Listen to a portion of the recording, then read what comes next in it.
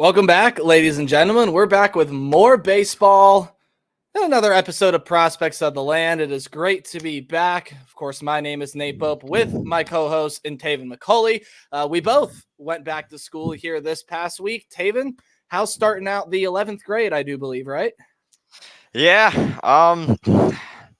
pretty slow, obviously, but football's starting back up, so that obviously helps with a lot. So Hey, gotta talk to Bo Jackson. I mean, that's not a bad week. A four-star Ohio State running back commit who's going to be a freak. By the way, he's going to be really, really good. But I mean, obviously, you're doing some great stuff out there. I've been busy as per usual, not only with podcasting and Believeland, but also just with other things going on here. I mean, I really dove into things this first week. College football started up. You watch some football? How about those Yellow Jackets, man? I was telling everyone, man, they're going to be an ACC sleeper. They proved it against the Seminoles.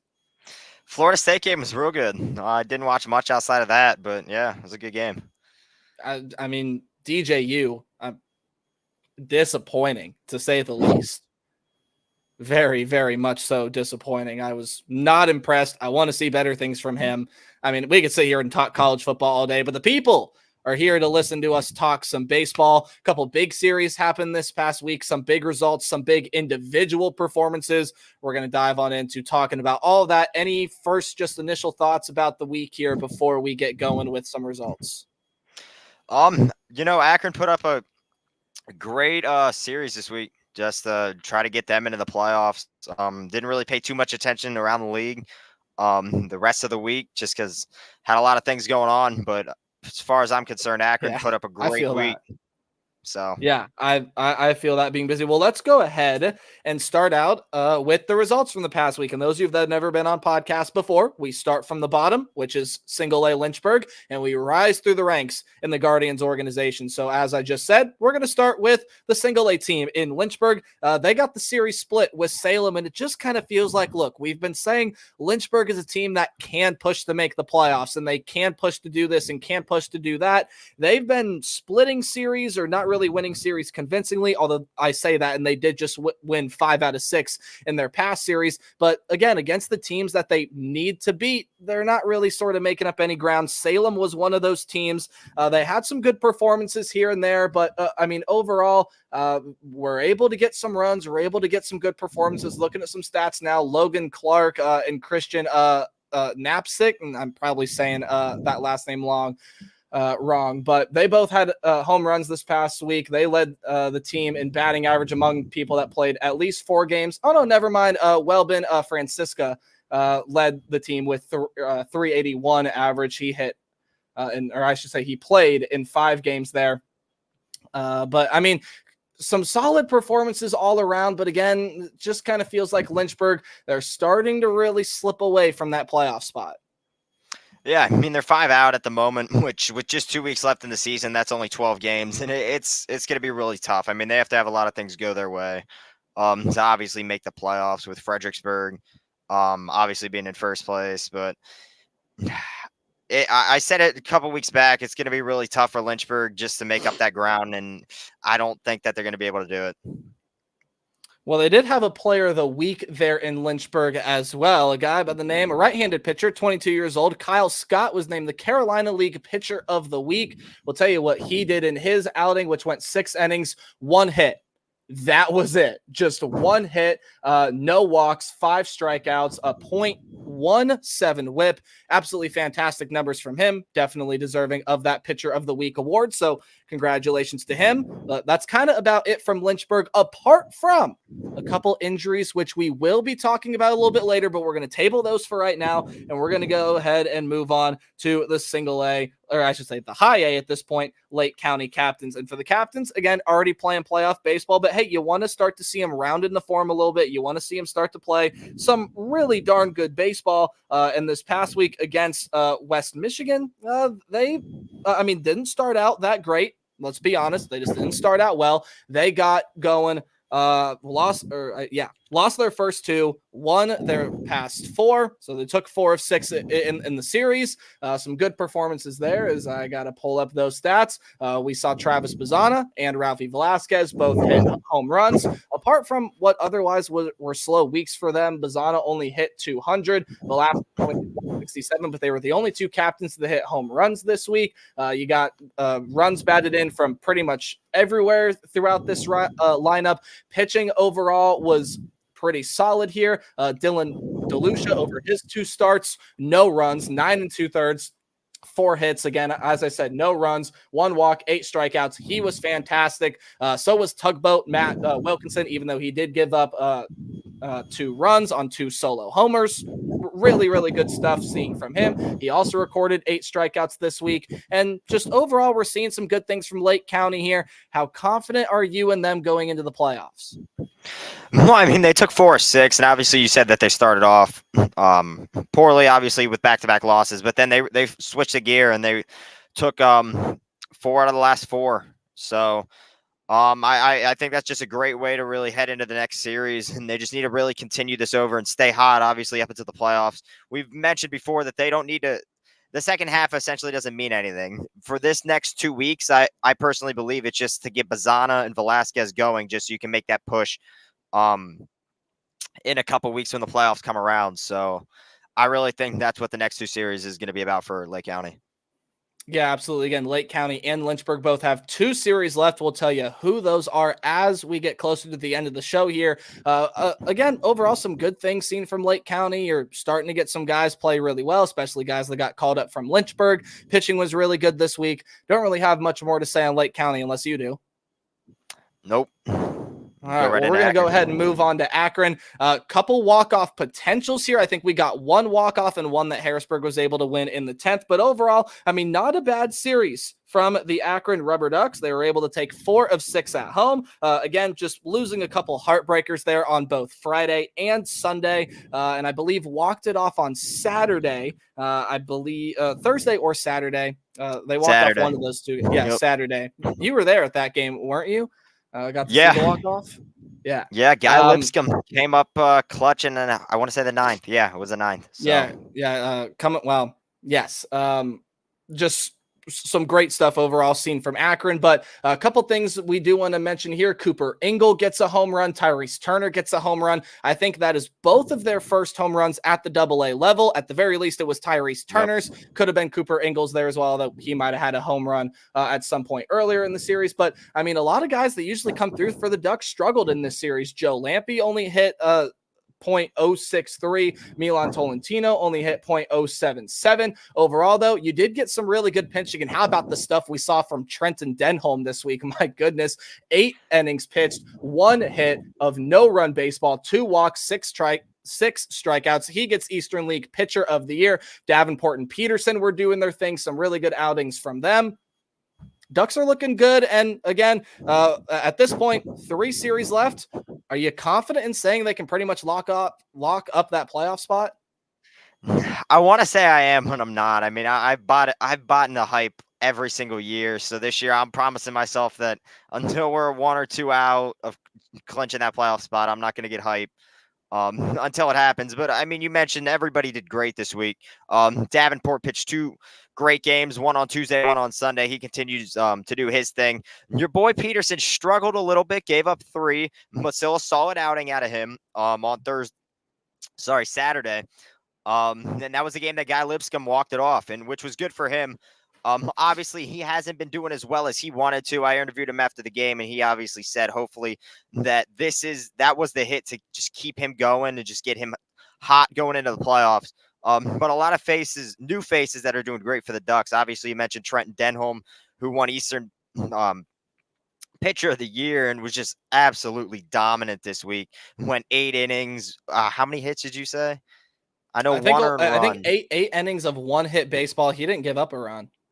Oh, wow. Okay. So even more dominant than I thought. I mean, you lost 1 on Friday, and Lenny Torres just seemed to struggle on Sunday, which you don't see out of him nearly a lot. But you had Alaska Abney go and do his thing. He got the win. He's been dominant for the Ducks. Well. Yeah, and that's huge for the Ducks with a lot of bullpen injuries happening, and not just bullpen injuries for the Ducks, but injuries in general. Petey Halpin went on the IR. We'll talk about that in a little bit, but Trey Benton obviously has been out. Tyler Thornton's been going through some stuff, so it's just good to see the bullpen guys just keeping it going. Well, let's go ahead and move on to AAA Columbus before we talk about moves and injuries because there are a lot to talk about. But first off, what a big series this was for the Columbus Clippers. I mean, are you kidding me? This team just continues to roll through things. And I know this is pretty much like a major minor league team playing AAA baseball right now, but we got some great performances out of guys you needed to see good performances out of. And I mean, if George Valera doesn't get some sort of medal after this week, he hit 5 home runs. 5 home runs this past series. He was absolutely insane. Hit 348, 6 RBIs, did strike out 6 times, and didn't really hit the ball much other than the home runs. He had 8 hits, 5 of those being home runs. But I mean, you plate runs, you get them across the board. You'll take that any day, absolutely. And how about Gabby Arias? He had 3 home runs that series. First AAA home run for Chase DeLauder. Welcome up to the next level, one of the top prospects in the organization. Jonathan Rodriguez had a home run. Juan Brito did as well as Kyle Manzardo. You just got guys that played really well across the board. Christian Cairo had a walk-off and he hit 500 this series. And then you go ahead and take a look at pitching. Yeah, Eric Sabrowski had that one game that he lost. As I don't know if I mentioned, Columbus did take 4 of 6 from the Indianapolis Indians, who were the team that was sitting right behind them to try to contend for that next playoff spot in the International League. But Eric Sabrowski saw some good stuff this week. Doug Nikhazy saw some really good things this week, and he actually came in relief in a game as well. He started a game and came in relief for a game there as well. Tristan McKenzie, though, continues to struggle. Will Dion continues to struggle. You had Logan Allen get called up. He actually is making a start later on today for the Cleveland Guardians against the Kansas City Royals in game 2 of that doubleheader. So you got some really good things offensively, some good and bad things pitching-wise, but overall, you do what you need to do. You take 4 of 6, and the Clippers continue to roll, Tavin. Yeah, I mean, you touched on a lot of it. Obviously the starters, Ryan Webb, he pitched a great game. Same with Doug Nikhazy, and that's what you're going to need going down the stretch. They're really young guys, and I wish that they might have been there all year because you might have seen them get the call in September. The only thing holding them back is just lack of experience at the AAA level. And we'll talk about some guys that might be able to get the call, but apologies. Yeah, but I mean, they did their thing on the offensive side of things. Obviously, Valera having a big series. Juan Brito continues to just keep it rolling. Andrew Walters was great. Yeah, you want to see more out of Miles Straw and just the guys like that have been called. He had a great series last series. Back down, yeah, but not too hot. Not too hot this week. You have obviously Gabriel Rodriguez, who's he's starting to wake up a little bit. Estevan Florial, I'd like to see a little something going out of him with September call-ups coming up. Yeah, but yeah, we'll see. Yeah, absolutely. Some interesting results around Columbus, but for the most part, you love what you see out of that Clippers team. And that's going to go ahead and do it for results. So just to recap, you had Lynchburg get the series split. You had Lake County take 4 of 6. You had Akron take 4 of 6, and you had Columbus take 4 of 6. So no affiliate lost their series this week. But now we got to go ahead and talk about the transaction and things that had happened. Obviously, you already heard that Logan Allen had gotten the call back up to Cleveland after the first game of this doubleheader against Kansas City today was more of a bullpen game for the Guardians. Logan Allen is going to get his first major league start in quite some time. And look, we had said this before, the record was great for him. The ERA was not. And he was walking people and giving up home runs, sort of the same issue that we saw at Tristan McKenzie, just the record wasn't there with McKenzie either. You think Allen finds something tonight, or you think he's going to struggle? I mean, you hope he finds something tonight. Right, for sure. And I think we've seen games, his record shows it, that he can go out there and win baseball games for this team. A lot, unlike McKenzie, I think he can come back to what he used to be last year and really help this team down the stretch, just win games. Obviously, you have Cantillo and guys like that who've been struggling, Carrasco on the IR, and with the roster expanding, you're going to have room. So if Logan Allen can just do what he used to do last year, I really think they're going to be fine. McKenzie, I've heard a couple people say they want him back up. No, he's given up more runs in Columbus than he has in the major leagues. So no, shut that. No, he needs to get that surgery. That's the train that I'm on right now, and maybe even the Guardians find a way to deal him or something. But I mean, I would, yeah. during the offseason at least. But a couple other really big moves here before we talk about the negative. Let's talk about the positives. There was a guy that got the call up to Lynchburg, the 4th round pick out of Miami, and Rafe Schlesinger. He's going to end up getting the call to Lynchburg, and he's going to end up starting in this next series. I don't know quite when, but he is going to be making his professional I want to say they said baseball Thursday or debut. Friday. So. Yeah, I don't know which day he's going to end up getting the start, but regardless, the 4th round pick has been called up to Lynchburg. He's going to end up making a start here this week. Okay, now on to the bad news. Have a couple injuries to talk to you about. Petey Halpin, who normally really tremendous player for Akron, has gone on the 7-day with a left wrist sprain. And then you talk about wrist injuries. This is the big one. Jason Churio has officially been placed on the 7-day IL with a left wrist fracture, but according to the Guardians prospective account on Twitter, his season is likely over. Now, we're hearing no surgery right now, which is the good thing, but trying to make a diving catch in center field, did something to his wrist, ended up fracturing it. We're hearing no surgery, but we're also hearing that his season is over, which for a bona fide top 5 prospect in the organization, looking to try to get that call up to Lake County or maybe even Akron by the end of the year, probably Lake County more likely. I mean, that really sucks because he's a heck of a ball player. Yeah, I mean, he's a tremendous talent. Obviously, the dude was in Lynchburg for a minute and all year for rightful reason. I mean, the kid's 18. I want to say he turned 19 this summer, and that's what he is now. Yeah, he's 19. Yep. Obviously, a very young guy, and I get why you had him in Lynchburg. Although he was balling out, I think he should have been in Lake County definitely earlier in the year. Yep. I don't want to rush him back. I would pretty much tell him, look, we have 2 weeks. Playoffs aren't going to really happen. So I would just pretty much personally just to take care of him, start him out at Lake County next year, shut him down the rest of this year. People might say just because I think that's what the plan prospect. is. I'm pretty sure that his season is done. In all likelihood, his season is done. And that's it would what I would shock me if he came back for that final series, or if somehow and I think without him, it's going to be near impossible for Lynchburg to make playoffs just with the way that division has played out and some of the teams above them are playing. That's no shot to Lynchburg. I think they're one heck of a team. I just don't think that they've shown us enough, and the other teams above them are performing well, if not as well, if not better than Lynchburg. And I think one of those other teams above them is going to end up getting that playoff spot. But especially without Jason Churio, I mean, that task just becomes really, really hard now. Somehow I think sitting here right now, I can say surprise the both of us and end up making playoffs. Maybe we can see him back, but the big thing is to watch to see if he gets surgery. We're going to hope not, because that means a faster recovery and everything of the sort. But I mean, he was in some real pain coming up there from that. So we wish nothing but the best for him. And we'll talk about Petey Halpin here. Now, there was a guy that got called up. Jorge Burgos is going to get the call from Lake County to Akron to sort of fill in that role for Petey Halpin. But you lose a really good bat, really good outfielder, and just a great guy to be around overall. Petey Halpin is on the 7-day IL right now. Again, it's only a sprain. It's not a fracture like Churio, but again, who knows when we could see him back. Right. A lot of people are going to say Churio might be the bigger injury at the time. Obviously, he's a top 5 prospect, so I can see where you're coming from that. But I 100% think it's Petey Halpin. Going down the stretch, that's just a veteran presence in that dugout. A guy who's been with the team, great outfielder. His average has slipped from years past. Last year, he was in the upper 260s, 270s. This year, hitting 235. But a guy come playoff time, I really think is going to turn it on and can really just lead Akron deep in the playoffs. Jorge Burgos he's a weird move to me. He's hitting 233.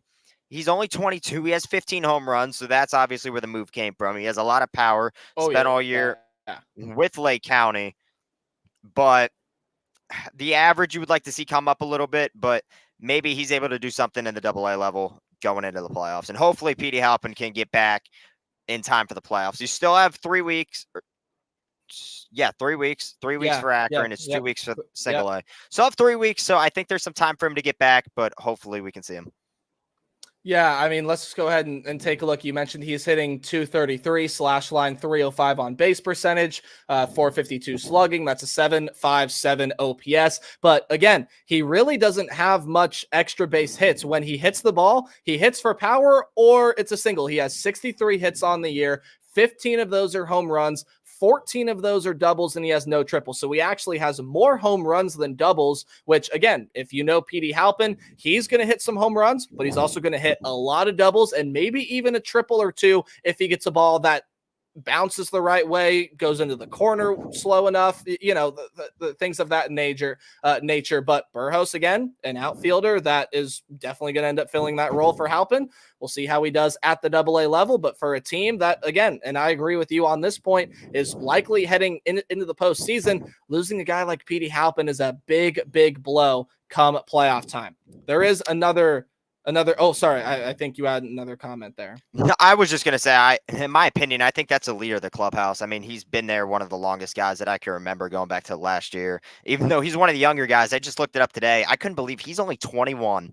We've had him for a minute coming out of high school. Yeah. But yeah, he's only 21. So well, and again, this leaves room for other guys like Guy Lipscomb, who had a walk-off this past week, really step up, right, and take that next role. And obviously the walk-off, you said it earlier in the show. You interviewed a guy, an interview that I watched, very nicely done, and said, look, I haven't been doing as well. I mean, basically said, look, I haven't been doing as well as I wanted to. Let's hope that walk-off really sparks something for me. And now, especially with Petey Halpin out, you're probably going to end up be splitting time with Burgos, if not be thrust into a bigger playing role with some other guys there in the outfield. Of course, CJ and let's Capus gets time in the get outfield. confused with Lipscomb. I mean, he's been in Lake County. He was killing it. He was hitting 270. Oh, yeah.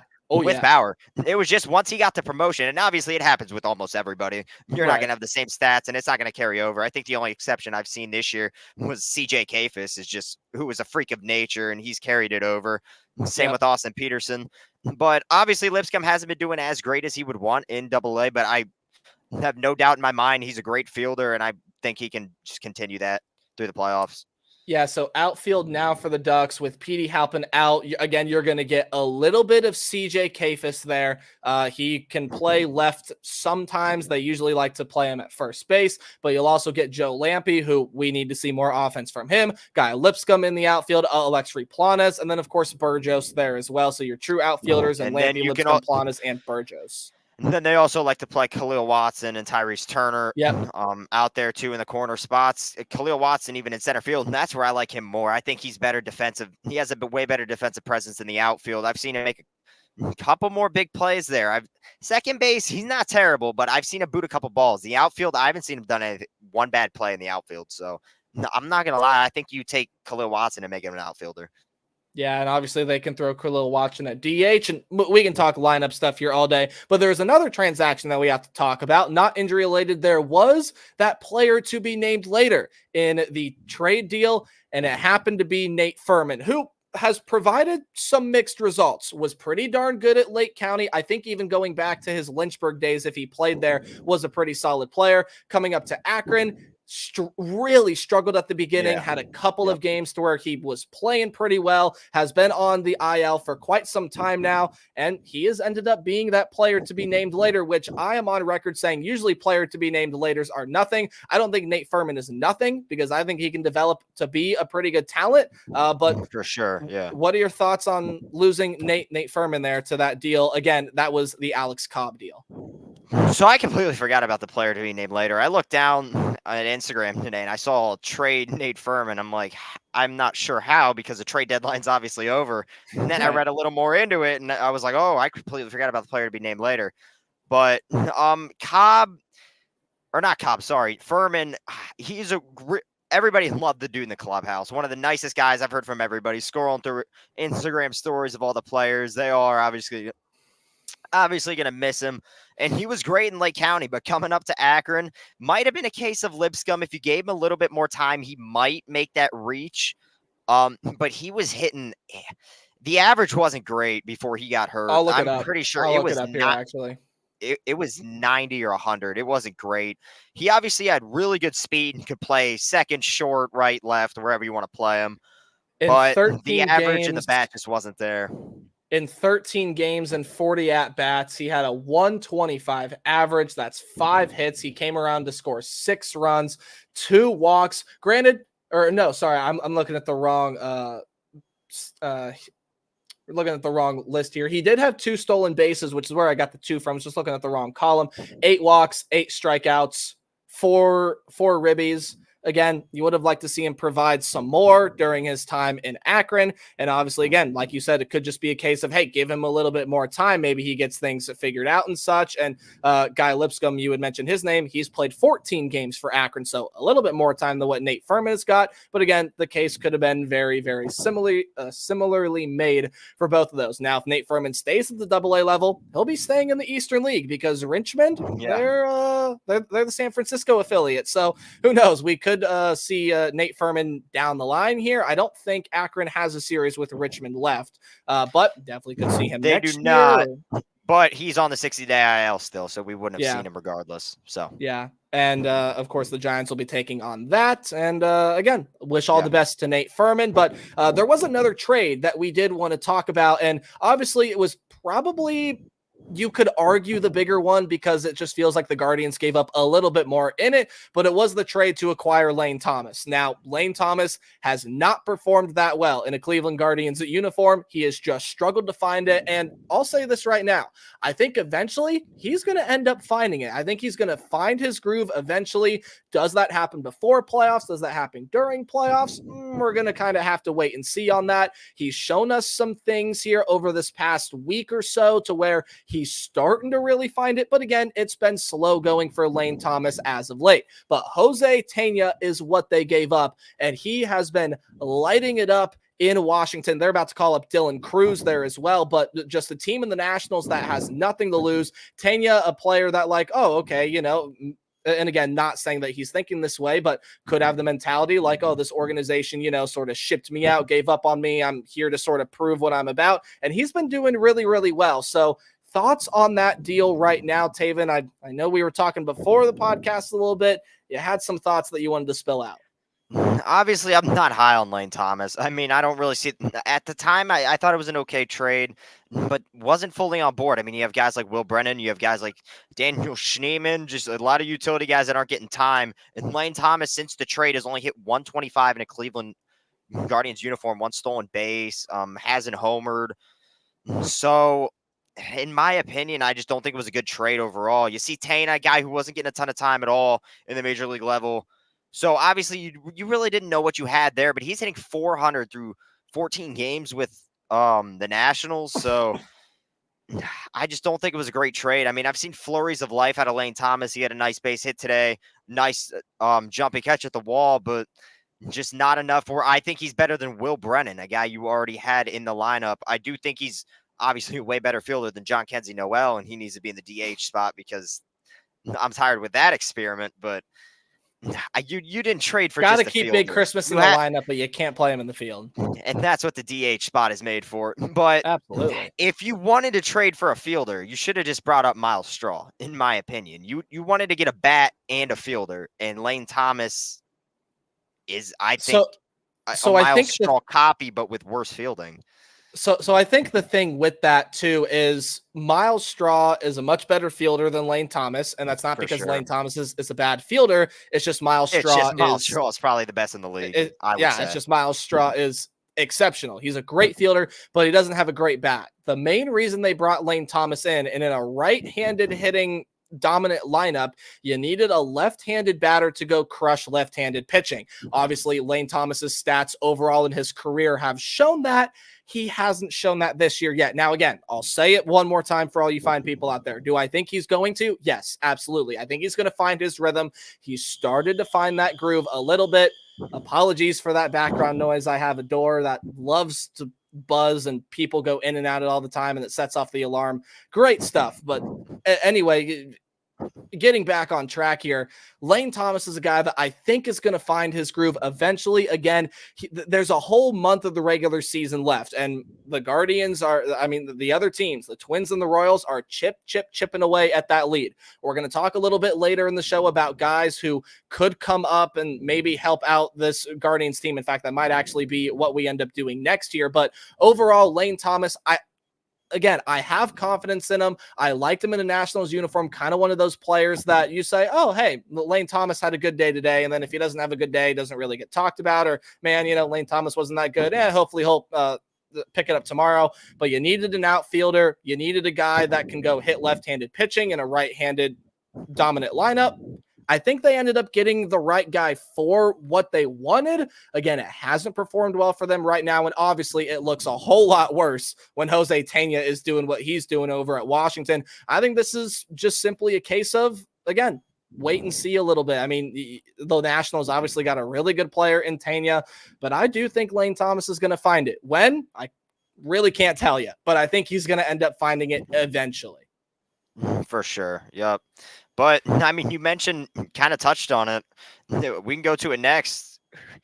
And our buddy Ethan Greenberg, who we had on the pod earlier, kind of asked us this on Twitter a couple days ago, is who can the Guardians really call up during the September call-ups in about a week that could help them make that playoff push to win the division?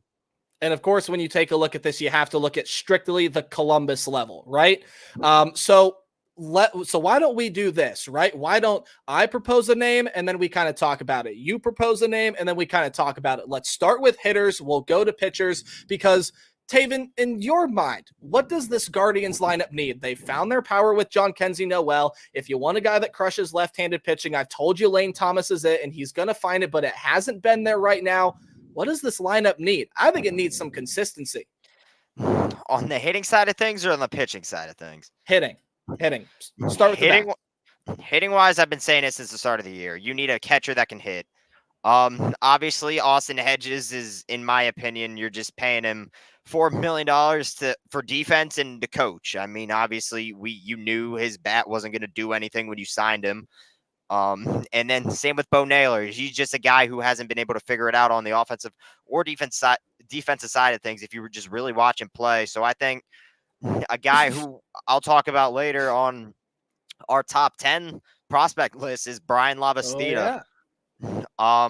Just a great bat. He's hitting 252 down in AAA, which for a catcher, that's something special. And you moved him up to the major league level in 2022 at the start of the year. After that, they never gave him another chance again. In my opinion, I don't know why. They even DFA'd the guy. He took his outright assignment down to Columbus, got better, back up to 252 with 8 home runs, has 35 RBIs on the year, 22 stolen bases for a catcher. That's kind of unheard of anymore.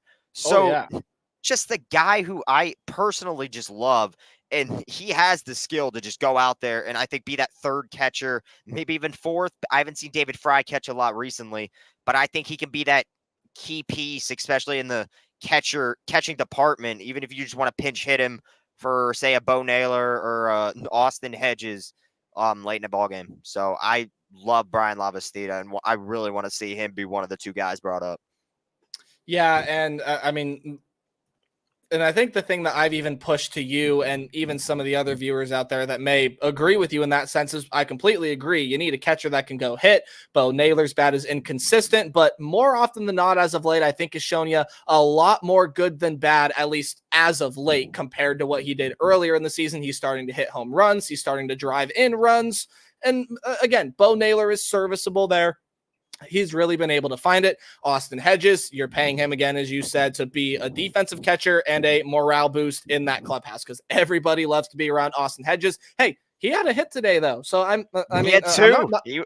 I was watching. It said 2 for 2. I thought it was a typo, but going back, he was 2 for 2.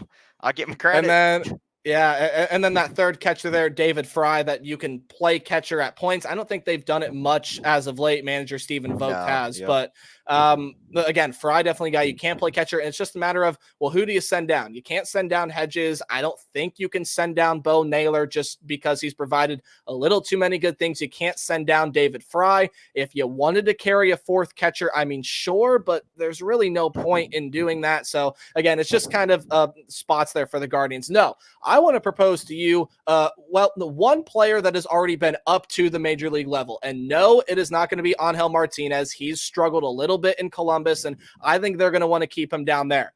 What about Kyle Manzardo? Could we see him come back up to help out this lineup? I mean, look, he has power. He's shown it in AAA. When he is in AAA, he hits dingers. He hits home runs. Couldn't find that at the major league level. And I'm not saying this is going to be a copy and paste of the Jackson Holiday situation, but if one of the September call-ups happens to be Manzardo, I think he's going to end up faring a whole lot better than he did in that first stint. He's going to hit a lot more doubles, maybe a triple or two, and I think he's going to get a couple balls over the fence there. Manzardo could be one of the September guys. You mentioned Jackson Holiday. I think it's going to be exact carbon copy paste of this. I think Manzardo, the major league level may have got to him a little bit. He went down Columbus. He's been on fire ever since. Could it be a case of Jonathan Rodriguez? That could also be the case where he comes back up, doesn't do as great, goes back down, does great again. But you said he has power. I mean, he has 18 home runs in the minor leagues. He's hitting 260. Obviously, you need a guy who can hit extra base, get extra base hits for you at the major league level, and that's what I think he's still does. top 10 on the Guardians and doubles, even though he only played with them for like a month or so. I mean, the double king, he has a .928 OPS. So just a guy who's just a great presence, obviously. I think the route they're going to go, obviously, I don't think they're going to bring up like a Delot or just going through the roster, a Juan Brito, a guy who's never been up there. I think it's going to be somebody that's seen the major league level before, whether that be a guy like Gabriel Arias, I think, is a candidate. I think obviously absolutely. you mentioned Manzardo, Miles Straw, Jonathan Rodriguez, and Angel Martinez. I think those are the Gabby five Arias. guys I do want to interrupt for a second. Gabby Arias has played only 28 games in Columbus and has a .336 batting average, 7 stolen bases, 5 home runs. He's driven in 16 runs. He's started to find something at the AAA level. Why not, right?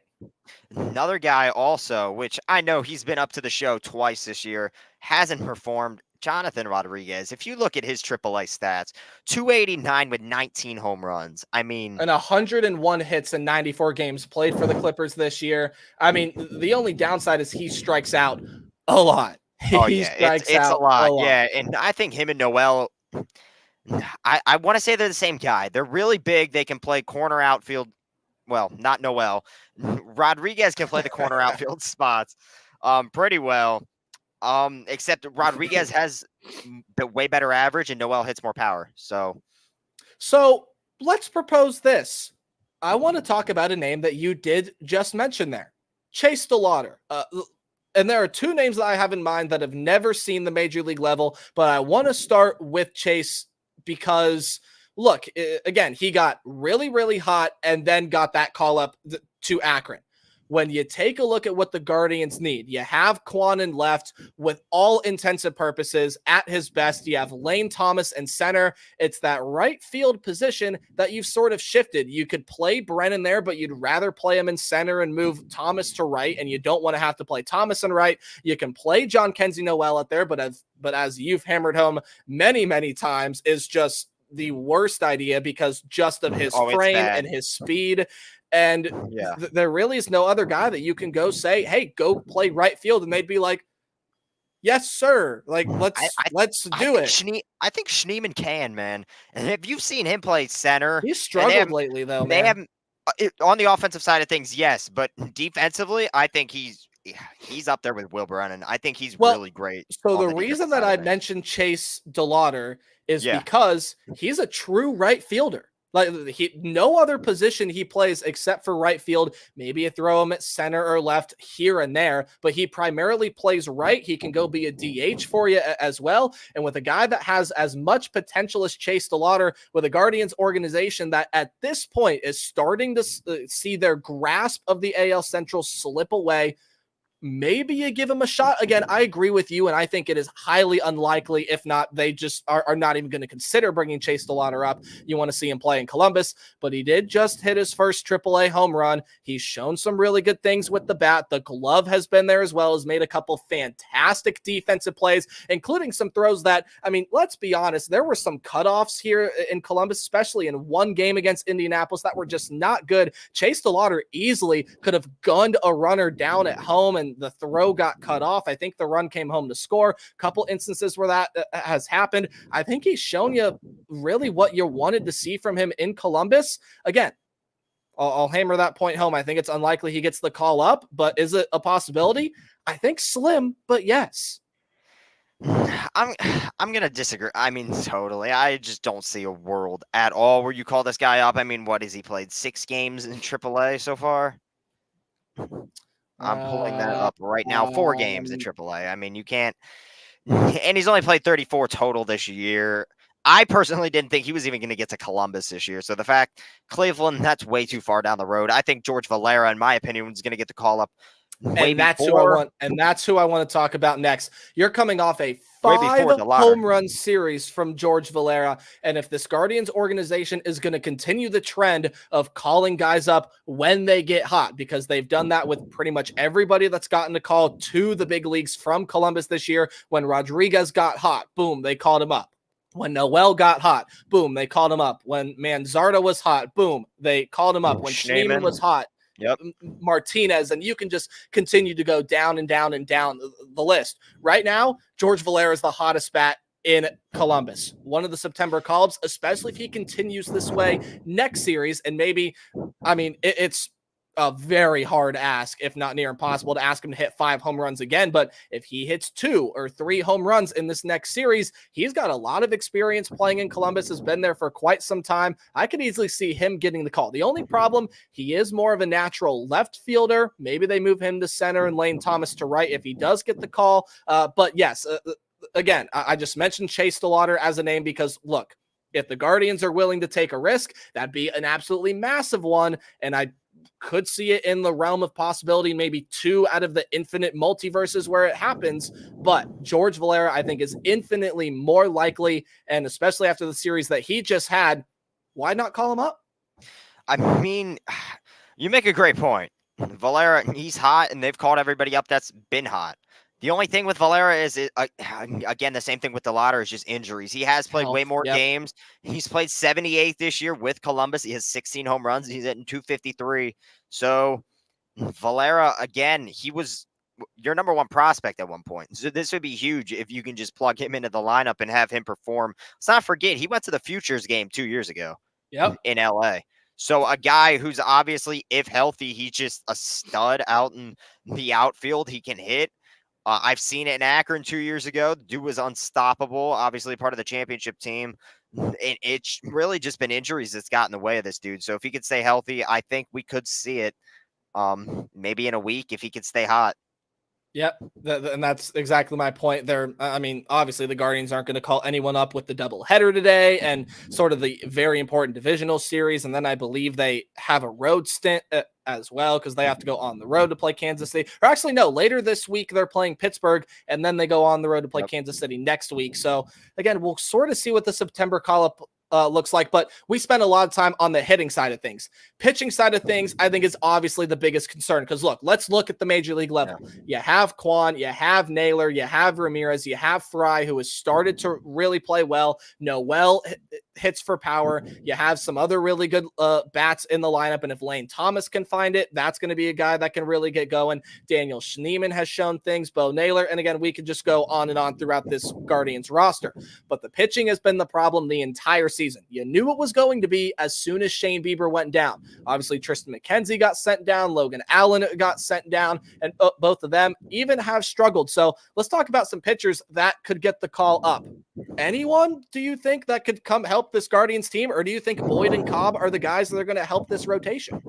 I think Boyd 100% is going to help the rotation. I don't think Cobb is going to be that guy. I think he's going to fall into the same kind of trap as Carrasco, and that's going to be age. Both of those guys I don't think should be really on the team. My lineup is this. I like obviously love Bybee, and he's going to be your guy going forward. You have Ben Lively, who has stepped up in a big way for you. And if he doesn't do that, if he's a bullpen guy, you're not in first place, in my opinion. You have And Gavin then Williams, Gavin Williams, who's off who and on. obviously you're going to have. Obviously, I just mentioned Boyd. It's that fifth spot that's been between kind of Cantillo, Logan Allen, and then Carrasco and Cobb. That are guys that have all really bounced around. And obviously, just Sandlin got to start earlier today. But Yep. I Bullpen really like Logan Allen. I think he's going to be that guy that comes back healthy. Obviously, Ryan Webb, I mentioned, Doug Nikhazy, those guys I would love to have up there. They're just way too young and just not really going to be able to do it. Tristan McKenzie, I think he's not just done for this season. I've really just given up on McKenzie. Hopefully, I'm wrong about him, but I just don't see I hope it. so too, man. Will Dion, a guy who I was so high on in Akron, went up to Columbus, hasn't been doing the greatest. So nothing for starting pitching down in the minor leagues that I'm really seeing. If you need somebody out of the bullpen, though, I love Franco Alaman and obviously Andrew Walters. I think are two really huge arms that'll help them out tremendously. And that's really the only thing I'm seeing on the pitching side of things, just with injuries to Espino, who obviously would have been in the major league level by now and probably on a rookie of the year campaign right now if injuries haven't held him back. Andrew, I'm not high on Ghost, if that's who you're talking about. Sorry. Yeah, Andrew Ghost. I think Anthony. Not high on Anthony. I think he's just like Eli Morgan. I think you have to DFA them for good and just get them out. But I mean, Nick Mikulacek, he's been doing good. I loved everything he had to offer down in Akron and so far this year too. But outside of, I mean, those three guys with really Walters, Alaman, and Mikulacek on an outside chance, I don't really see anything else for pitching down in the minor leagues. I see Connor Gillespie's on the lineup. He's another guy who's bounced up and down. He's done really good things in the major league level. I like everything Gillespie has. But that's really all I'm seeing in the double or triple A level. Do you see anything that could help him out? I mean, I'm going to have to agree with my own point that I made just a little bit ago. And I think it's going to be Boyd and Webb. I think those were the two moves that, look, if you were going to rely on AAA Columbus to call up pitchers for you, Webb? Boyd and Cobb. Yeah. Got those mixed up. I was looking at the stat sheet here, which I think is why I said Ryan Webb, but Boyd and Cobb, I think are going to be your two guys. And I haven't given up hope on Cobb. Yeah, he hasn't been great, but really overall, neither is Matthew Boyd. Couple good starts that he's put together as of late. So we're seeing a lot better things from him. And again, in a sort of playoff series, you really only need 3, maybe 4 pitchers. So your kind of thing about that 5th spot is, yes, going to help the Guardians lock down the division. But even if they don't win the division, they are well on track to get a wild card spot. And obviously you want to win the division. If you win the division because of the way that the AL West is working out, you probably more likely than not are going to get a first round bye. You're going to get that 1 or 2 seed if, again, things continue to trend the way that they have. I think you can rely a lot more on a lot of the hitters that are in Columbus than a lot of the pitchers. And again, that's not to dog on the talent that Columbus has, because you mentioned a lot of very, very good names there. And again, some guys that you could even see get the call up. But overall, I think a lot of these September call-ups, yeah, well, there's a theme as well. But there's one. Yeah, I give this one 15 minutes if we're even on for that much longer. I'm not even going to bother hanging that one back up. You can get a Blake screen. But yeah, I just think a lot of these September call-ups that you may possibly see with this organization is going to be more on the hitting side than the pitching side, just because I think that's maybe not necessarily where your biggest issue lies. Obviously, we all know the rotation is the biggest issue with the Cleveland Guardians right now. But if you take a look at some of the guys that are there in the pitching realm, they don't compare to a lot of the talent you can bring up offensively. And I mean, if and a lot of the pitching, as you mentioned, is just kind of down in Akron at the moment. Yeah. Yeah, the Davenport and Peterson and Messick. And then you have Denholm, who's been just doing great. And Tommy Mace. Abney out of the bullpen, Lenny Torres. Again, a lot of the pitching that we probably will end up seeing in AAA Columbus next year, they're not going to move any higher than Akron this season, which is unfortunate for many reasons. But yeah. Well, fortunate for Akron for the playoff race. Yeah, but true. But unfortunate from the Guardians standpoint. Well, yeah. I mean, maybe fortunate and unfortunate because, like, you know that you have the talent, but you can't bring them up, you know? Yep. It's kind of like when you have that secret, that juicy secret your friend just told you, you really, really want to share it, but you can't quite yet. You got to wait for when the time is right, or maybe not even at all. So it's going to be a battle there, definitely, for sure. And we'll see again who gets called up.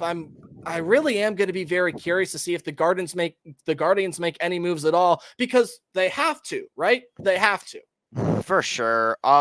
You did touch on an interesting point though, that first round bye, and I've seen a lot of interviews where teams have said they don't like the bye, and I think it really obviously you want to win the division, and I'm not saying that you want to throw and just win the wild card, but if slipping from the division might not be the worst thing for the Guardians. I think they're one of those teams that need to play every day just to stay hot. And you saw what happened in 2022 with the Yankees when they got the bye. I mean, we went to 5, and we would have won the series if it wasn't for Aaron Savali and Tito Francona just not making a smart move. But that's 2 years in the past and a totally different conversation with guys that aren't even on the lineup anymore. But say that was still a team that had Oscar Gonzalez hit a walk-off home run and a snoozer against Tampa Bay. What a time that was. Yeah. The SpongeBob song goes absolutely crazy. Hey, Guardians update for all you fine people. In the second game of the doubleheader, 2-0 lead. Jose Ramirez coming through, top of the first. Again, still early. The Guardians had a 2-0 lead in that first game. They ended up losing it, lost that game 4-3. So we'll see how game 2 goes, but game 2 off to a much better start as of right now. Shall we do it, my friend? Top 10 list? Let's get into it. I mean, I've had a problem with it the last 3 shows we've dove into it. So now I get my chance at it. Let's do it. So stipulations for this are, and I think we mentioned this on disclaimer last week's show, but no Manzardo, Bazana, DeLauder, Velasquez, or Churio, because to both of us, anybody in the top 5. Those are easy, bona fide top 5 guys, and everyone else beyond that point is arguable. The top Fair 5, game. not arguable in the slightest. Those are the top 5 guys, set in stone. Put it in a contract, whatever saying the exact order they have it too. Yep. I Bazana, think they have Manzardo, Churio, Velasquez. And that's the exact order that I have it in as well. So there's no point in going that. So this in reality is kind of like a top 15, like a 6 through 15, but we're going to call it top 10 outside of those 5 guys, because obviously those 5 guys are the bread and butter. They are the guys in the organization. And stipulations for this as well is you had to sort of list your criteria for making your top 10 list. We're going to go back and forth. So I'm going to share my number 10, or for all intents and purposes, my number 15. Then Tavin will share his. I actually think Tavin is going first in this. So go ahead, man. We got some graphics made, so pull it up. I think they're going to pop up right over here. Oh, look at that. They look beautiful. Boom. Look gorgeous. Well done. Thank you, Tavin, for all of the graphic design. So, Tavin, your first guy is up on the board. You got Petey Halpin at number 10. First, I just want to touch on other guys just real quick. I know you obviously didn't make a 11 through 20. I just did briefly, and I'm just going to run through it just so there's no question of, this guy, like, why isn't he on? I have Tugboat, 20, Alaman, Tolentino, who you have pretty high on your list. I don't even have him in my top 10 just because he's the younger guy. Messick, Mace, Walters, Lampy, I have at 13. I have him fairly high. Cooper Ingle, and then Ryan Webb at 11. But obviously I have Petey Halpin at number 10. Just like I've said, I mean, he can do it all. He can hit the ball for average. He can hit it for power. He's great in the field. You can put him at center, right, left, wherever. It doesn't matter. He's that veteran presence in the dugout, even though he's only 21, but he's been with the Ducks forever. Just love everything that Petey Halpin's about, and that's my number 10 guy. He's done it in the AA level, and that's where I'm getting my rankings from. This is why guys like and newly drafted guys that maybe might be in the Arizona League aren't going to crack my list. My list is, okay, can you do it from the Lake County level and really up at a high level? So that's where I'm getting Petey Halpin from my number 10. Yeah, and before we move on to my number 10, I do want to mention, again, like you said, I did not make an 11 through 20, but if there was an 11th spot on here, Petey Halpin would have been it. I will just have you know, Petey Halpin was kind of my first guy out. I was just really torn between this guy that you'll see here at number 10 and Petey Halpin there as well. But again, some other guys that you won't see, Tolentino, Valdez, some other guys there that are in Akron. Lampy is not on this list again. Close. Petey Halpin not on the list, and even some other players there that you'll see as well. But go ahead and go forth to my number 10. You started with the bat. I started with a pitcher, and I'm going to go ahead and go with Andrew Walters. Look, I just think this guy's absolutely fantastic out of the bullpen. 3.55 ERA in Columbus this year, again, because he started in Akron, got the call to Columbus. That's through 28 games and has had his struggles at points, but overall has been pretty good. Again, 3.55 ERA is not bad at all. 25 innings pitched, 19 hits, 10 runs, all of them earned,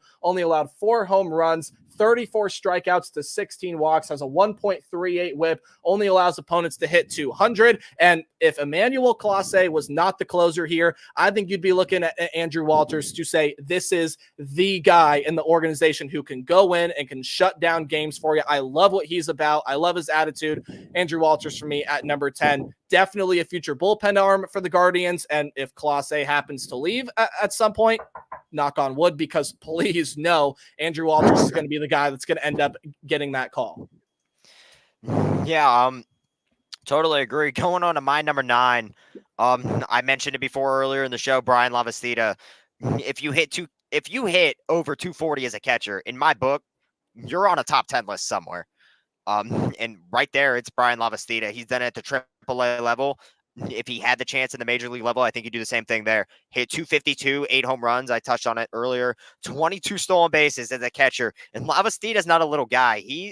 He's got some weight to him. So the fact that he can run for 22 stolen bases is just amazing for me. I think he's the bat that you need in that Cleveland lineup with Bo Naylor and Hedges just not doing as good as you would want them to. So I think Brian Lavastida, number 9, I think you have to bring him up sometime during the September call-ups, and that's where you're going to get your offense from the catching spot. Yeah, perfectly agree. And again, you've hammered home a lot of good points there on. So here's my number 9. It is your guy. But before I dive into that, I realized I didn't really mention my criteria for making this list. So I look at not only what you've done, but what you have the potential to do. Because again, this is a prospect list. It sometimes isn't always about what you've done. And yeah, some guys may have had injury problems in here and there, but I'm looking at guys that maybe not necessarily help the Guardians in the most immediate way, like they can come up right now. But I'm looking at guys that once they get to the big league level, I think these guys games transition the best to the major league level. I think they have the best opportunity to be major league stars. That's kind of how I have made this list. Hey, another Guardians update for you before I dive on into my number 9. Hey, Ramirez ended up scoring on a pickoff error. So that's now 3-0 Guardians in the top of the first. Well done, Cleveland. All right, number 9 for me is, of course, your guy, Aaron Davenport. And again, I just happen to like Peterson more. A little spoiler alert coming up there. But Davenport is an absolutely amazing pitcher. I've hammered that point home when we talk about Davenport versus Peterson. Probably the 2 best pitchers that you will see at the AA level. And those guys can be playing AAA ball as well. But Davenport, 2.53 ERA. Oh, sorry, that was just over the past 7 days. I got to change my stat line here a little bit. Davenport, 2.91 ERA in 24 games, has a 7-4 record, over 126 innings pitched, has allowed only 10 home runs, struck out 120 batters. That's a season high for the Akron Rubber Ducks this season. Love everything that Aaron Davenport is about. It's got just some of the best hair you've ever seen, and Thor is right there at number 9. Love his game.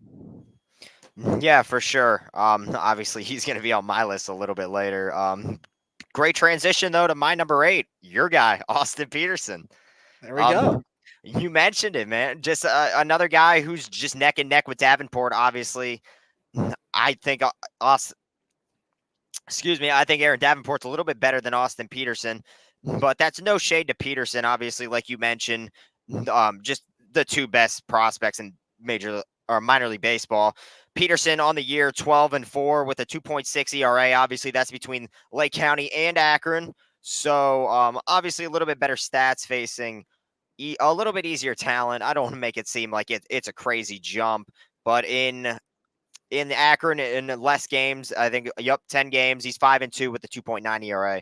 So, I do want to see. He is my 4th highest pitcher in our minor league system. So I have a lot of pitchers on this list, but yeah. Yeah, I went more on the offensive side here than on the pitching side, which probably is shame on me because we know the Guardians like to develop pitching talent a lot, and that definitely could come back to bite me. But I just think the Guardians have a lot of pretty good bats. That's shown by the top 5 players that are in the organization right now. Of course, the 5 guys we're not ranking, but if you want to move to my number 8 now, here's a guy that, again, I made this list before George Valera got hot, and it is absolutely validated now. And even after that past week, probably have him a little bit higher because he absolutely raked this past week. We raved about him all show. That is George Valera, a guy that I think can come up to the major league level relatively soon and give the Guardians some really good things in the outfield, not only defensively, but as a bat. And again, you just love what he's about. We ran through his stats earlier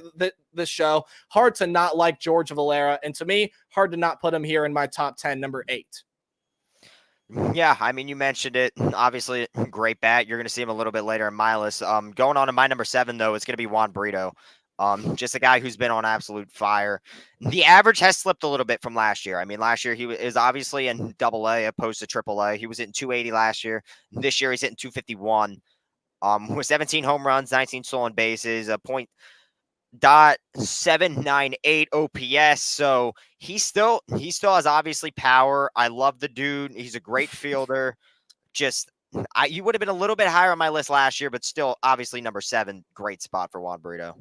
Yeah, and one of those guys on my list as well that love everything he's about. Just didn't make my personal top 10, but definitely a guy that, again, could crack back into my top 10 there as well. Here's my guy that I want to talk about, Austin Peterson. He is the highest pitcher on my list just because I think the Guardians have a lot of really good bats, even though I love everything Austin Peterson's been about. And the one thing I keep pushing about him is the pace at which he works. Yeah, a 2.90 ERA is great. A 5.2 record is great. He's only allowed 5 home runs and struck out 56 batters.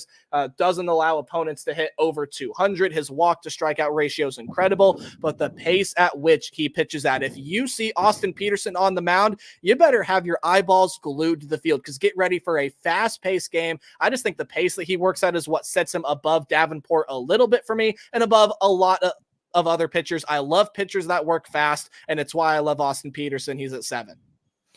For sure. I mean, you touched on it. He does work at a crazy quick pace. I mean, I was there Saturday to watch him pitch in person. I was trying to get live tweets out, and I mean, he's already striking guys out. So just crazy pace for Peterson. He can go deep into games. Love everything he's about. Guy for me in my number 6 spot. We're gonna have a lot in common here. It's gonna be Jonathan Rodriguez. He's hitting. I've said it before. AAA legend. He just gets up into the majors, and I don't know what really happens to him. But I'm not taking that away from him, what he's done in AAA this year. 289 average, 19 home runs, 72 RBIs. I mean, the dude is just a freaking nature. And last year they took some type of stat. They kept saying it on the Rubber Ducks broadcast. He has the hardest throwing arm from the outfield in all of minor league baseball. So just a great talent. I love everything he's about. And he's been just hitting great averages throughout his entire career. I mean, last year, just in Akron and Columbus, he had 286. The long ball last 2 years, 2022, he had 26 home runs. 2023, he had 29 home runs. So, I mean, I'll let you touch on him a little more. I know you, this is your number 6 as well. So yeah, same guy, same spot. How about that? Crazy, crazy world. Yeah, the J-Rod is number 6 for me. And again, a guy that ended up getting the call to the major league level that you just want to see him get a little bit more consistency if he does get another opportunity to come back there. But I absolutely love J-Rod, especially when he's in the minors. I mean, he hits for power. He's a good fielder. You mentioned he has just an absolute cannon of an arm. He's kind of like DeLauder and some of the other outfielders that are in this organization. They've just, you know, it's like they shot a bullet. It's just, wow. Then J-Rod is one of those guys that if you watch minor league baseball are one of those guys that make you say, wow. I kind of talk about that a lot. And, you know, a lot of the top prospects in organizations like Paul Skeens or Dylan Cruz or anyone else are just guys that sit there and make you go, wow. And I think J-Rod has a lot of moments where he is one of those, but you touched on pretty much everything that I wanted to say. Both of us, J-Rod at number 6. Let's crack into the top 5. Kicking on my top 5 is going to be the best closer in my eyes, Lenny Torres. Jr. He's just been on fire over the past couple of weeks. He has picked up 3 losses, 2 of which were on him. One should have went to Leftwich, but a 2.58 ERA, 60 strikeouts over just 36 games. So he's striking out at least 2 batters every time he gets into a game. 1.30 whip. This dude just plays with intensity. You love everything about him. He's got the swag on the mound. He just goes out there, and in my opinion, he's a little bit better than Walters. Just from what I've seen from him, and obviously those are probably the best 2 closing options or bullpen options that we have too. A lot like the Peterson Davenport debate we could have with Torres and Walters, but just love everything that Lenny's about. Obviously, I've hammered it home many, many times. Yeah, and Lenny, another guy that, again, if I had an 11 spot, he'd be in the conversation for it. A guy that I really like a lot, again, comes in and closes out games. But you keep hammering home Brian Lavastida. The catching prospect that I like the most in this organization might eventually be Jacob Cozart, another guy that just missed this list. But the guy that I love even more, especially as of right now, is Cooper Engel. And you hammer this point home a lot. He hit 300 in Lake County before getting called up to Akron. 313 with 3 stolen bases, which again, Brian Lavastida is the guy that steals bases. Engel can every once in a while, not really known for it, but had 9 home runs, drove in 55 runs, actually leads the captains this season in runs batted in, even though he's only played 68 games with Lake County this season. 79 hits. Again, he hits for average. He can hit for power. He's just an absolutely great player in discipline at the plate. 51 walks, only 40 strikeouts. That was in Lake County. So all the stats I just read in Lake County during his time in Akron, over 10 games, has hit 294. I think has 10 hits over 34 at bats. Come around to score 4 runs. Does have a homer there as well. Drove in 3 runs. That walk to strikeout ratio is staying consistent. If you want a catching prospect to where if you lose Austin Hedges after this or next year, Bo Naylor doesn't work out and you don't want to play David Fry at catcher, Cooper Engel again is in Akron right now. I don't necessarily think he's going to get to the big league level until maybe 2026, but a guy that I absolutely can see getting to the big league level and thriving. I love this guy, Cooper Engel. He is at number 5 for me. Yeah, I mean, I love him too. Obviously, I had him in my number 12 spot, so just missed the list. But the thing why I put Lavastida over Engel is because Lavastida's done it at the higher level, obviously, which is what I built my list on. Cooper Engel, obviously, you hit 300 as a catcher. Now that's like hitting 500 as an outfielder. So just insane numbers out of Cooper Engel this season. He's done it in Lake County. The only reason why I have him at 12 on my list instead of in my top 10. But that higher level, yeah. Right. Absolutely. He does this in Akron still. He's going to be top 10 in no time for me. Oh, yeah. Heading into my number 4 is going to be the second highest pitcher I have on this list is Doug Nikhazy, and an arm that I for sure would see in Cleveland if he just didn't get there now. I mean, 3.28 ERA, 5-3 on the season, 103 strikeouts. So he's striking guys out left and right over just 21 games. And he's been killing it over his Columbus numbers. Like when he just gets into a game, even in Columbus, I think he had 1 rough outing, but obviously you're going to see that when you make the jump.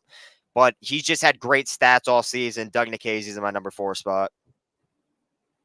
Yeah, I mean, Doug has done some really good things this year and is obviously just, I mean, again, really, really good pitcher in the organization. I like Davenport. I like Peterson a little bit better once they get to that next level. But obviously, you take a look at a guy like Doug Nikhazy. I don't know why I'm having so much trouble with words here right now. Obviously a guy that could end up going up to the major league levels sooner than Davenport or that Peterson has there. And I don't really have much thought on my number 4. I just think his potential is going to end up being really good once he does get to that next level. If you end up going over to that.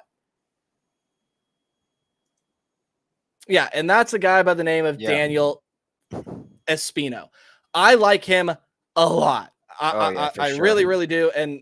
And I think he's got a lot of really good things in his wheelhouse. He's got a good skill set. Again, you just probably want to see him stay a little bit healthier, get some consistency things figured out. I don't really have much more to say on Daniel Espino other than the fact that I think he's going to end up being a really good player once he does get that call. I think he's a top 10 prospect in the organization for a reason. That's why I got him at number 4. Yeah, I mean, I really want to compare him to like Clase if he was a starter. Yeah, I mean, Espino can just throw like 100 like it's nothing down the dish for his fastball. And you mentioned it, injuries, and that's why I don't have him in my top 10.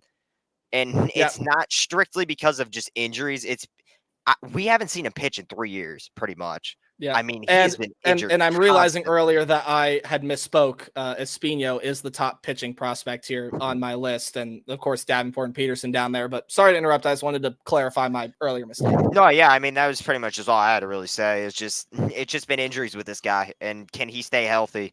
The fact that he had to go through surgery again and couldn't even pitch this year is just kind of insane. When he comes back, I believe we're going to see him in Akron, which will be obviously Probably. sweet to see. You're going to have to start him in Akron. Obviously, when major league guys go on rehab assignments, you saw Garrett Cole start in Double-A, so I wouldn't see a reason why you wouldn't send him straight to Triple-A. I think he's going to be in Akron when he comes back, but it's pretty much all I Again, have there. well, but before you move on to your number 3, who I went and had in my number 8, and again, probably if I were to remake my list, would be a little bit higher. Espino is a guy that, again, I think once he gets that call to the major league level and once he can find that groove and stay healthy, you pair him with a bullpen like Clase and some of the other guys that are in here. Ooh. That's absolutely nasty. But go ahead with your thoughts on George For Valera. sure. I touched on And him a lot earlier. I could see them very well turning him into a reliever arm if he can't stay healthy. But going into my number 3 is going to be George Valera. I know it kind of literally just goes back to the same thing and kind of contradicts what I just said with the injuries. But George Valera, we have seen life out of him. Although he has been hurt, he keeps coming back. He keeps playing and he keeps delivering. Obviously hitting 253 with 16 home runs, 47 RBIs with a .01. 801 OPS. So, I mean, he's came back and he's just done his thing. He's played just about 80 games so far. And again, I touched on it earlier. He was in the picture right there. Dude was in the future stars. He was our number 1 prospect at one point. So I don't really see why MLB Pipeline doesn't have this guy in the top 5 anymore, which kind of blows my mind. But obviously, all those names have been playing better and higher draft pick than Valera. But I don't see a reason why this guy just shouldn't be in anybody's top 5, definitely 10. He's still great when he plays. It's just, can he stay healthy?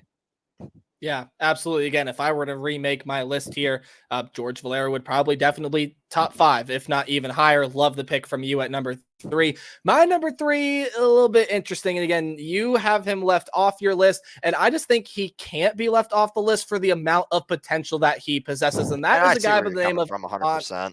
And that's a guy by the name of Angel Llano. 56 games with the Captains this year. Again, he's got sort of that thing where he's got to stay a little bit healthier as well. But 56 games with the Captains this year, 4 home runs. The strikeout to walk ratio is not fantastic, but he has 13 stolen bases. He's hitting .318, has an above 800 the OPS, and I think is one of the better middle infield prospects that the Guardians have in their organization. Obviously, that is saying a lot because in a team, in a just a prospect organization overall that is absolutely loaded with middle infield talent. Obviously, they just drafted Bazana. You can go look in Akron at some of the players they have, even at guys in Columbus and Gabby Arias being there. Again, you could just go on through the list. I think Angel Llano is one of the best of the bunch. Again, a very, very young kid and probably won't get the call for quite some time, but just in terms of him rising the ranks, I think he's going to end up doing it fairly quickly, even with how many middle infield prospects there are in this organization. And I think once he gets the call to the big leagues, he's going to excel. So number 3 for me is Angel Llano. Obviously, I like where you're coming from with that, and you have to buy into how much potential does a player have? And obviously, I'm a little bit of bias. I personally like to just see what they have in at least Double-A to really make that bias. Oh yeah. And I don't have a single A guy on my list, so I think obviously a little bit of bias plays into it. And I think he's a little young. He is just outside of my top 10 though, so that just goes to credit for him. And my number 2 is a guy from Miami who we are both obviously so high on. And it's going to be CJ Kayfus, and for right reason. I personally picked him as the MVP on the last show. I mean, he's been hitting 300 all year. He has power with 16 home runs. Keep in mind, this is his first full year of pro ball. We drafted him last year in the 3rd round out of the University of Miami. He has OPS is a .927 OPS. So this dude can just do it all. He has 86 RBIs. I touched on it last week. You can play him in right. You can play him in left. You can play him at first. and his defense is solid out there. I mean, it's not like he literally lacks. He's got a bat. He comes up in clutch moments whenever you need him. I know you have him. Obviously, there's only one couple spots left for you to have him, but I'll save that if you Oh want to yeah. chime in just real quick. Oh yeah, he's on the list, but I'll have more thoughts on CJ Kafis. So just put a pin in that for a minute, because my number 2 is Angel Martinez. And I know he has struggled in Columbus. He struggled at the big league level, especially when they tried to convert him to be that outfielder, right? But Angel Martinez as an outfielder, I think can develop exceptionally well. Angel Martinez as a bat, we saw him come up and do some very good things offensively for the Cleveland Guardians. And yes, he had moments where he did struggle, but overall, I love what Angel Martinez is about. I think he's going to be, again, in a league that is loaded with middle infield prospects. I think if you keep Angel Martinez kind of at that shortstop, second base level, that's a guy that I think is just going to prove to be a huge asset moving forward, especially if they end up needing a shortstop and Rocchio doesn't work out, or if Andres Jimenez is going to go want to take a deal somewhere else once his contract expires, although I don't think that's happening for quite some time now. I'm pretty sure they have him locked up. But Angel Martinez, if he can find that rhythm in the outfield, and there were just some absolutely horrendous moments for him in the outfield, you can talk a lot more bad than good about Angel Martinez as of late. He lights it up in Columbus. The Guardians called him up for a reason. He's one of the best prospects in the organization. Again, you maybe want to see some more consistency from him, but I love this guy. He's at number 2. For sure. I mean, I left him off my list pretty much. I mean, he spent a decent amount of time in the major leagues, so that's one of my main reasons why I kind of left him off the list. If you ask me, once guys stay at the major league level for about a month, I don't really consider him a prospect any longer. But obviously, just a great guy. I don't even think I would have had him in my top 10. I would have had him outside just because he's a little inconsistent. Stuff I've seen over the minors, he's not a great base runner at all, but he's obviously a very solid prospect and a main reason why they have brought him up. So for my number 1, Nate, do we have any guesses? Wow. I mean, if it's a pitcher that I think you're going to mention, I think I know where you're going with this, because you said in your last one, you talked about Torres, it's your second highest pitcher. Haven't had another pitcher then. So I'm going to guess Ryan Webb. Well, obviously, big you know shocker. what? You know big what? Shocker. I'm big dumb for that one. I don't know why I guessed Webb. It should have been Davenport. You hadn't had Davenport on the list yet. That's a brain fart moment from me. Clip that, do whatever you want. That's a brain fart moment from me. And for good measure. I mean, he's the best, in my opinion, the best prospect that's not in the top 5, not just in our system, but maybe the entire league. I think obviously sound like a broken record at this point. He's the best pitcher in the entire minor leagues. 7-4 record, which isn't the best, but he doesn't get a lot of run support when he's out there. Only goes about 5 to 6 innings. So a lot of it has to deal with the bullpen as well. If they can kind of keep that lead going for them, if they have it. 120 strikeouts over 24 games. He leads Akron in just games pitched. 2.91 ERA, 1.18 whip. So just, I mean, he's been on absolute fire. You just look at his stats. He's only had 2 bad games all year. Just constantly just giving this team a chance to win. He's just by far the best pitcher that I've ever seen in an Akron uniform in the entire minor leagues. Yeah, I mean, again, it's hard to argue any of the points that you're making, and I'm not going to sit here and going to, because obviously I like Davenport a lot too. We've had this conversation before. Sound like a broken record. My number 1 is the guy that you had at number 2, and that is CJ Kafis. I mean, to hammer every single point that you said earlier, he did it in Lake County. He's doing it in Akron right now. Next year, he's probably going to end up doing it in Columbus. That's where I expect him to be after spring training. I don't really expect him to get that call to Columbus this season. They'll stick with Akron, but he's a super important player for this Akron team. 55 games for the Rubber Ducks, has 55 hits. When you get a hit per game, you're going to be a valuable asset. Hits 266, 9 home runs, strikes out a little more often than what you would like, and doesn't really steal bases, but he's got 4 triples on the year, which is tied for the team, or actually no. That's a lie. Joe Lampe has the team lead with 5 triples, but CJ Kafis on a pace over the amount of games that we've seen guys like Planes and Halpin and Frias and Lampy play for this team, he's got like 6 or 7, maybe even 8 triples if you extrapolate his season out. He's an exceptional player, an exceptional talent. I am very excited for the day that the Cleveland Guardians call him up, and who knows, maybe that is next year. Again, the guy that has only had 1 year professional baseball experience, but he's an absolute baller, was at Miami, has been in this organization. Love CJ Kafis. And look, if you talk to anybody that's not really into the Guardians system, even a lot of Guardians fans don't know who this guy is. And it's no discredit to him. PSA, right. You need to. He was drafted last year, but obviously we think everything of him. I had him as my MVP. You have him as your number 1. Dude's hitting 300 in your first year of Pro Bowl. That's just something that you don't really see ever. A guy, I was watching the Guardians game. Where did they draft Kafis at? Round 3 out of Miami. And see, again, normally when you see guys perform this well, like a Paul Skeens or like a Dylan Cruz, you're picking them from the first round, maybe round 2, but no, CJ Kafis picked in round 3, which again, still a very good round to be drafted in, performing as well as he has. Again, not unheard of by any means, but just absolutely extraordinary. For sure. And a guy that I'm comparing to him is David Fry. I mean, a guy that can play multiple positions, first in the corner outfielder spots being one of them. And I just want to kind of compare him to pre All-Star break David Fry, where he was hitting 300. He was hitting home runs. A lot to love here with Kafis. Yeah, it's hard to not like CJ Kafis, and these you can take these graphics away now as we're done with that little segment. But yeah, that has been Prospects of the Land for you. Good job on the graphics, sir. And again, I'm sure my top 10 will change by next week. That's usually how these things go. Oh yeah, up and down all the time. Oh yeah.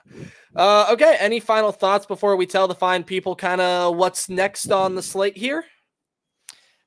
Not much. Obviously, big playoff races, especially for single A. You only have 2 weeks left, 12 games. So that kind of just tells you a lot down there. Lynchburg, pretty much out of it. There's an outside shot, but I'm not seeing it for them. Lake County, obviously, you're just looking to get better and have those young guys perform because you already have a playoff spot, and winning the second half really means nothing. So now it's just, can you sustain a solid level? Akron, if you take 3 to 4 games and Bowie would drop, if Bowie would split or lose 4, I'm really confident, and I think you're settled in. And then Columbus is obviously going to be a dogfight till the end. So a lot to look forward to.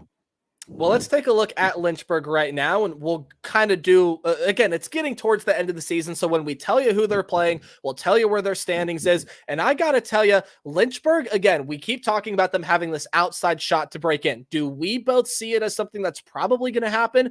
I'm saying no, you're saying no, but if they get hot, which I think is going to be really hard without Jason Churio in that lineup, they play the top 2 teams here. They play Carolina, they play Carolina in their next series, and Fredericksburg is who they have to close things out, which, again, Carolina already won the first half, so they're going to be playing playoff baseball. You had to win some games against Salem more than you lost, and you split that series, so you kind of stay where you were relative to them. So you're looking for Salem to drop a couple games, but if you can pull off some big wins against Fredericksburg, win that series against Carolina, I'll actually tell you where those series are being played here in just a little bit. I think Carolina's a home series and Fredericksburg is a road series. And you at least have to take 4 in those series for obvious reasons. At the very least, you want 5 ideally, but that's obviously going to be tough. They might even need to they have 12 games left. You might need to win 9 of 12. You very much so might need to do that.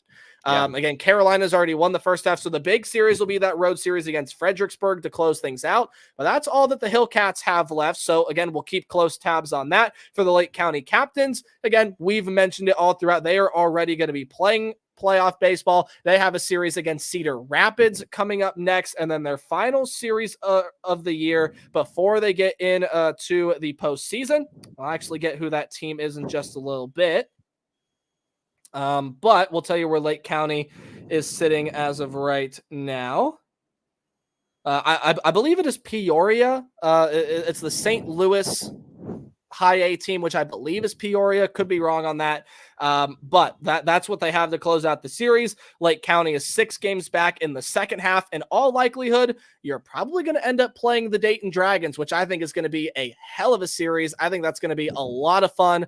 But I mean, yeah, you said it earlier, just looking for the captains to play some good ball down the stretch. Yeah, for sure.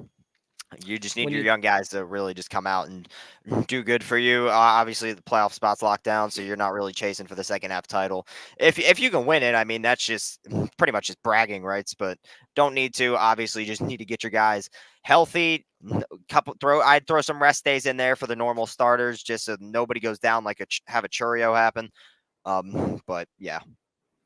Well, a big home series for Akron here, because if they Biggest can series win of the this year. series, if they can win the series against Bowie, and I'm even saying here, even if they get that series split, if it's 3 games or above, I think Akron's pretty much going to solidify themselves in a playoff spot. There are 18 games left for Akron, so 3 series. They got to play the Bowie Bay Sox up next, who are the team that is directly behind them, at least the next team that matters in terms of the second half standings. Again, Erie already won the second half. They're 4.5 games back, or won the first half, I should say. They're 4.5 games back of Akron. Bowie is the team that is next back there, 8 games back of Akron. The Ducks have a chance to shut them out before they have to go on the road. Before they have to go on the road to play Richmond. So they do have a series with the Flying Squirrels coming up. Again, probably won't see Nate Furman, and then a final home series to close it all out against the Hartford Yard Goats. So what are we thinking about the Ducks? 8 games away again. I think if they even win 3, I'm already pretty comfortably saying that we're going to be seeing rubber duck playoff baseball, but especially if they can take 3 from Bowie,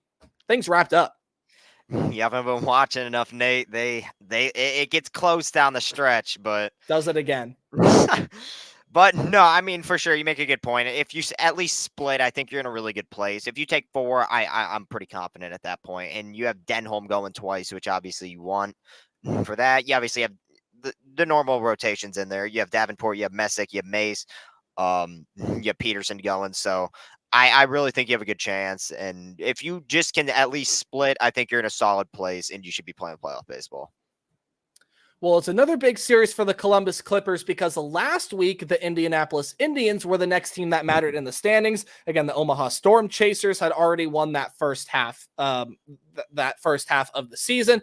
The Clippers were playing the Indians, who were the next most important team. They obviously won the series there. Well, hey, they get a chance to do it again because Gwinnett is the next team that is close to them now. They are the closest back of Columbus, a 4.5 game deficit there. Columbus has a chance to really be able to put them on the back burners as well. And if they do that, I mean, Columbus is sitting pretty. You got series against Durham left after that, who are sub 500 this series. Obviously, the Rays AA affiliate. Then you have a series coming up against St. Paul, who has really struggled this series, and we just saw Columbus play a little bit ago. And then a series against Toledo, who, again, are sub 500 this half. So you can get past Gwinnett. You play 3 sub 500 teams to close out the year. And Columbus already with a 4.5 game lead could be even bigger after this week. Sitting really pretty. I mean, I touch on it every week. It helps that you obviously have 4 or 5 guys, maybe even 6 at this point, that are from Cleveland that are going to help you out in that race. You have Florio, Arias, Jonathan Rodriguez, Manzardo. I mean, the list just goes on and on of just guys who they're really great in AAA. Don't get me wrong. Gabriel Arias and Jonathan Rodriguez, those guys are AAA All-Stars. Manzardo? Oh my goodness. Exactly. Talk about AAA All-Star. And obviously 2 of those guys may not be with them with September call-ups, but I think they're in a really good spot, at least for the rest of this week. They're going to help them out. And I think Columbus should also be playing playoff baseball and maybe headed to Vegas for that championship game come the end of September.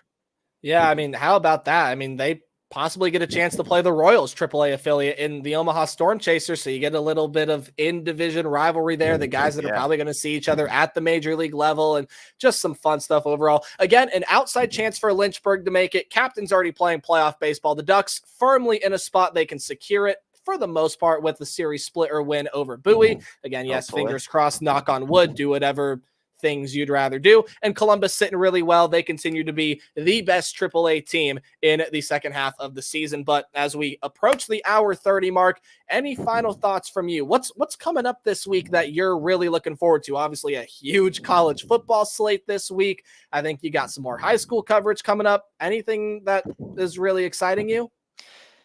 Michigan making a second run of the national championship, baby. Okay, buddy, let's calm down. I'm Donovan actually Edwards really making a Heisman case. okay. That could happen. That's not. I'm actually excited for the Connor Stallions documentary, and the NCAA has been very just timely, for lack of better terminology, or inconvenient, or convenient for their sake, with the timing of everything that they've been releasing about this whole thing. Again, conversation for another day, and a conversation we've already hammered home on podcast. Anything left to say from you, sir? I'll let you take the mic and sign us out. Not much. Just same time next week, and Yep. hopefully a lot of playoff implications on the line for everybody. So it's gonna be a Yeah. big week. Yeah, definitely. All right. Take care, everybody. We'll see you next week.